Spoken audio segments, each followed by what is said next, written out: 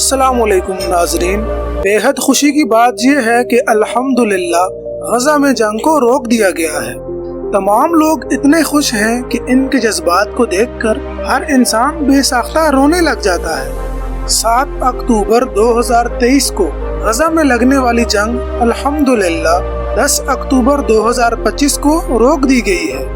جنگ کے دوران اسرائیل نے 1966 فلسطینی لوگوں کو پکڑ کر قید کر لیا تھا، جن کو اسرائیل نے جنگ بندی کے بعد 2 دن پہلے بسوں کے ذریعے فلسطین بھیج کر رہا کر دیا ہے۔ ناظرین، اس وقت جو مناظر تھے وہ دیکھنے والے تھے۔ لوگ اپنے پیاروں کا استقبال کرنے کے لیے ہزاروں کی تعداد میں موجود تھے۔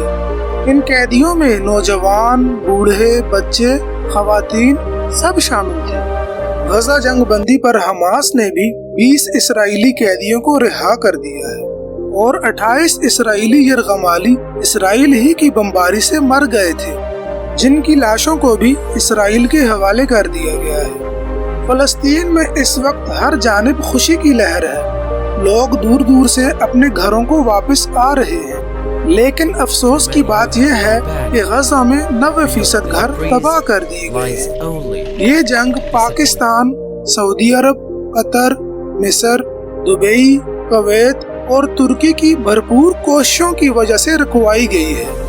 جیسا کہ ہم سب یہ جانتے ہیں کہ اسرائیل کے پیچھے صرف امریکہ کی سپورٹ ہے اور اسی وجہ سے وہ دنیا کے کسی بھی ملک کے ساتھ پنگا لے لیتا ہے۔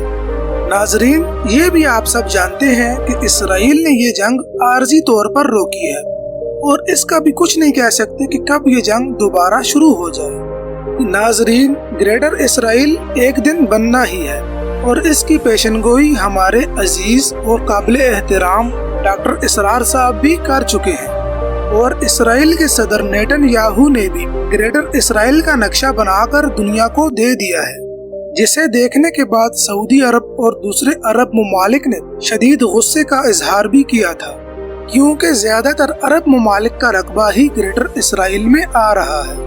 خوشی کی بات یہ ہے کہ لاتعداد ممالک کھانے پینے کی اشیاء اور دوسری ضروریات کی چیزیں فلسطین غزہ میں پہنچانے کی کوششوں میں لگ گئے ہیں۔ بہت سارے ٹرالر غزہ پہنچ چکے ہیں، جن کے اندر کھانے پینے کی ادویات وغیرہ کی چیزیں شامل ہیں۔ انشاءاللہ اب ہمیں اللہ سے پوری امید ہے کہ اب غزہ میں امن ہو جائے گا۔ بلدیہ کے بڑے بڑے شاول اور کرینوں کی مدد سے غزہ کی سڑکیں بھی صاف کی جا رہی ہیں۔ ملبے کے ڈھیر کو اٹھایا جا رہا ہے اور یہ ایک باقاعدہ کمیٹی بنائی گئی ہے جو یہ تمام کام سر انجام دے رہی ہے۔ بہت ہی احتیاط کے ساتھ ان عمارتوں کے ملبے کو ہٹایا جا رہا ہے، کیونکہ ان عمارتوں کے ملبے کے نیچے بہت سے فلسطینی لوگ جو شہید ہو چکے تھے دب چکے ہیں، انہیں بھی نکالا جا رہا ہے۔ اب انشاءاللہ فلسطین غزہ پہلے کی طرح خوشحال ہو جائے گا۔ پینے کو صاف پانی اور کھانا اب باقاعدگی کے ساتھ پہنچ رہا ہے۔ اب لوگ بہت زیادہ خوش ہیں۔ ناظرین، فلسطین کے لوگ بہت خوشحالی والی زندگی گزارتے تھے۔ غزہ کے مسلمان بھی بہت خوش تھے، مگر جیسے جیسے وقت گزرتا گیا اسرائیل اپنے رنگ دکھاتا گیا۔ اسرائیل نے عربوں سے بھی 2 دفعہ جنگ کی اور جیت گیا، جس کے بعد اسرائیل کو بخوبی یہ معلوم ہو گیا کہ عرب اب اپنی عیاشیوں میں مصروف ہیں اور اندر سے کھوکھلے ہو چکے ہیں اور نہ ہی یہ جنگ لڑنے کے قابل ہیں۔ اسرائیل کو ہمیشہ سے ہی پاکستان اور ایران سے خطرہ رہا ہے، کیونکہ اسرائیل یہ جانتا ہے یہ دونوں وہ ملک ہیں جو کسی سے نہیں ڈرتے، اور پاکستان الحمدللہ اکلوتا ایک ایسا مسلم ملک ہے جس کے پاس ایٹمی طاقت موجود ہے۔ ناظرین، گلوبل سموتھ فلوٹیلا کی جو 50 کشتیوں کو اسرائیل نے اپنے قبضے میں لیا تھا، عالمی برادری کا یہ کہنا ہے کہ اسرائیل ان تمام کشتیوں کو اور ان کے اندر موجود سامان کو بحفاظت فلسطین تک پہنچا دے، مگر ابھی تک اسرائیل نے اس بات پر عمل نہیں کیا۔ مگر ہاں، ان کشتیوں میں جو لوگ سوار تھے ان کو اپنے اپنے ممالک پر ڈی پورٹ کر دیا گیا ہے۔ ان لوگوں کے اندر پاکستان کے سینیٹر مشتاق احمد خان بھی شامل تھے، جو چند دن پہلے ہی پاکستان پہنچے ہیں۔ ان کا عوام نے شاندار استقبال کیا ہے اور بے پناہ عزت بخشی ہے۔ ناظرین، فلسطین کی اس وقت کل آبادی 53 لاکھ لوگوں پر مشتمل ہے۔